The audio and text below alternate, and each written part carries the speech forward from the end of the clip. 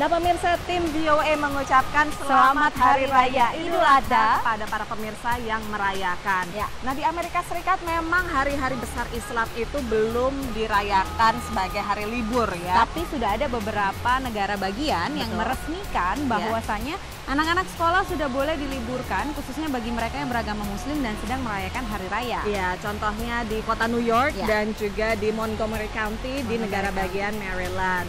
Dan ini memang sebuah fenomena yang menarik ya, bagaimana mereka berusaha untuk memasukkan hari-hari besar Islam ke dalam kalender akademik. Ini merupakan sebuah cara untuk acknowledging, untuk meningkatkan kesadaran masyarakat luas terhadap keberadaan agama lain dan juga toleransi antar beragama. Betul. Tidak hanya di dalam Amerika sendiri, engagement toleransi ini juga terjadi baik dari warga negara Amerika juga dengan warga negara lain. Khususnya dengan anak-anak muda kita di Al-Azhar, Nina. Mereka mengadakan video conference bersama beberapa mahasiswa dan mahasiswi yang ada di Amerika. Menarik sekali. Hello, I'm Margaret. I go to West Potomac High School. Hari ini Margaret berkesempatan ngobrol dengan siswa dari belahan dunia lain tentang kerukunan umat beragama. People in our school work really hard to kind of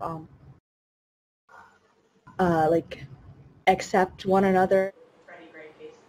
Sementara dari SMA Islam Al-Azhar 1 di Jakarta, Reynard berbagi situasi di Indonesia. There is this unifying bond. There's this something that unites us, that makes us together. Whether it's the same religion or the same races or maybe the same law. Program diskusi siswa antar bangsa ini merupakan prakarsa Tony Blair Faith Foundation. Tujuannya memproduksi generasi muda yang toleran terhadap perbedaan agama dan budaya. We are trying to create a safe place where students can come as they authentically are and to talk about what motivates them. Either school can jump up into the microphone right now. Moderator membantu peserta di kedua negara untuk saling berbagi bahkan tentang isu yang sensitif. If I'm wearing a hijab, I almost feel like I have to prove that I'm good. This country has seen a streak of violence in the past. Sebulan sekali, kelas ini rutin berdiskusi tentang bagaimana komunitas menyikapi keragaman. Topiknya lebih luas dari hanya sekedar apa saja tradisi keagamaan masing-masing. Even though we didn't speak directly about religion, I feel like we both recognized that there were religious differences between us and we respected those differences. In the end, we are humans who have the same point of view, and that is that we have mutual respect for each other. There's a sense of peacefulness here but also there. Walaupun tidak menyelesaikan masalah, ini merupakan upaya awal yang konkret dalam membangun toleransi antar umat di dunia. Dari Alexandria, Virginia, dan Jakarta, tim VOA.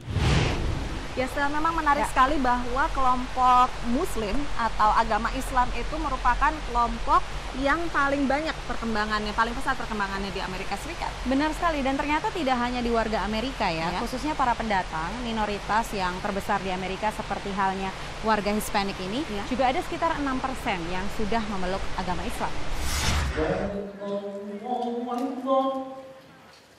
Beginilah suasana sholat Jumat di Masjid Miami Gardens. Topik khotbah siang ini adalah memaafkan. Jemaah perempuan berada di atas menyimak lewat jendela atau dari monitor. Inilah dunia yang dimasuki Gresa 4 tahun lalu saat tiba di Miami dari Kuba. Saat itu ia merasa kehilangan identitas dan menemukan jawabannya dalam Islam. Ia menjadi mu'alaf saat mengandung putra kedua, Mahdi. That's very hard for me because we don't have family here, just my husband and my kids. And this day, my baby, my Mehdi Aparicio, this day he got born. That's why this I convert Islam because I'm scared. Diperkirakan terdapat sekitar 3.000 warga Muslim Hispanik di Miami dan lebih dari 40.000 di seluruh Amerika. Stephanie Lendono, master lulusan Florida International University, merilis sebuah studi tentang perempuan Latin menjadi mu'alaf. Menurutnya, salah satu alasan mereka pindah agama adalah penolakan terhadap konsep sukses ala Barat, seperti yang terukur dalam karir, tingginya sekolah, atau kekayaan. Mereka lebih nyaman dengan konsep peran gender yang tradisional. Apa yang dianggap sebagian orang sebagai pengekangan, mereka sambut dengan positif. It divides the world on a clear grid, so they know exactly where they stand. So the Quran happens to become this book that is almost like a guidebook that tells you exactly how to wear, when to wash, what to eat, how to behave, when to pray. Ketika banyak Muslim feminis yang menolak berjilbab, Muslim Latina justru menyambutnya. Mereka sengaja berbicara bahasa Spanyol dan berhijab untuk menyatakan bahwa mereka adalah bagian dari komunitas Muslim Amerika. When the people see you with hijab, they respect you. First. Second, it's emotion, so you feel because you are different. Fenomena ini menggugurkan stereotip yang lazim berada di benak warga Amerika bahwa semua orang Arab adalah Muslim dan semua orang Hispanik Katolik.